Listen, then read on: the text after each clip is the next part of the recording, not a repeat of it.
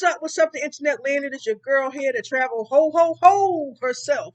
Your favorite travel agent, proud owner of Travel is Sexy Travel Agency here in Boston, Mass.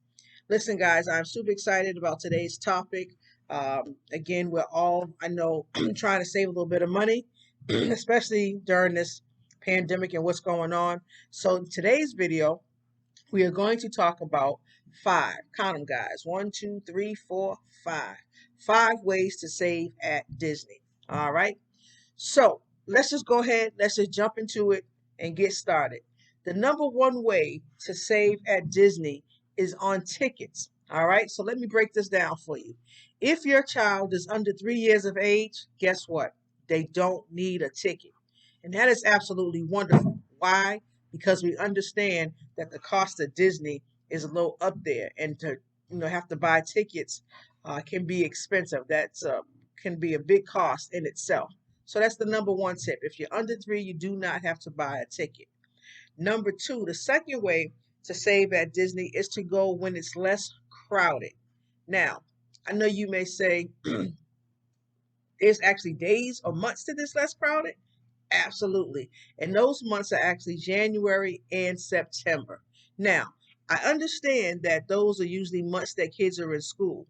But if there's a way for you to be able to take the kids out of school for a couple of days, especially if you're going to be there 3 or 4 day trip, maybe 5, maybe you can grab their homework, make sure that they get their homework done. You can, kind of tell them, get your homework done before the fun starts. So, maybe you can, you can work it around to take them out during that time, but it will be less crowded. Of course, I know summer times are better, but again, that's when everybody's there and it tends to be more crowded. Lines a lot longer. All right. So that's the second way. The third way, excuse me, is food. Now we all know that food can be a big expense for a family. I've actually experienced this actual next tip that I'm going to give you on a cruise that I just recently went on, so I know it to kind of be true. So, if you are, let's say, in the parks and you want to have lunch, I would suggest maybe having a sit down lunch. Um, and because usually lunch is usually cheaper than dinner. And if you have a pretty good size, decent lunch, then you may not be as hungry for dinner, and you may be able to just get something just grab and go per se. So one of the other things that I found at Disney is sometimes with the lunch, the portions sometimes can be smaller, or sometimes they can be a little, well, sometimes they tend to be smaller. But if you have small children, then you might be able to split the meal. So that's another way to kind of save costs. As opposed to buying 2 meals, you can now just buy one and split it. So check out the lunch options. Um, as well as the dinner options. And I can guarantee you that normally you will find it to be a little less. Like I said, I just discovered this. Well, I actually did this on my last cruise for Christmas.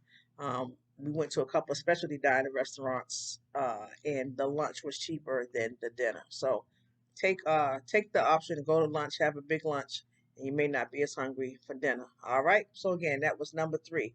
Number four, something else that helps with parents is that Disney does allow drinks and snacks to be brought in. I usually carry, let me see, I think I actually have it here.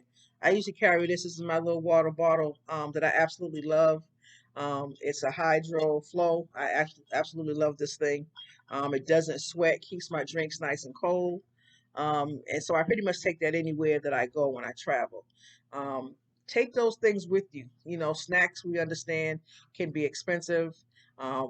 Usually water can be expensive, and so if you can get some ice and find distinct usually fountains and drink fountains around in the park, just grab you some water.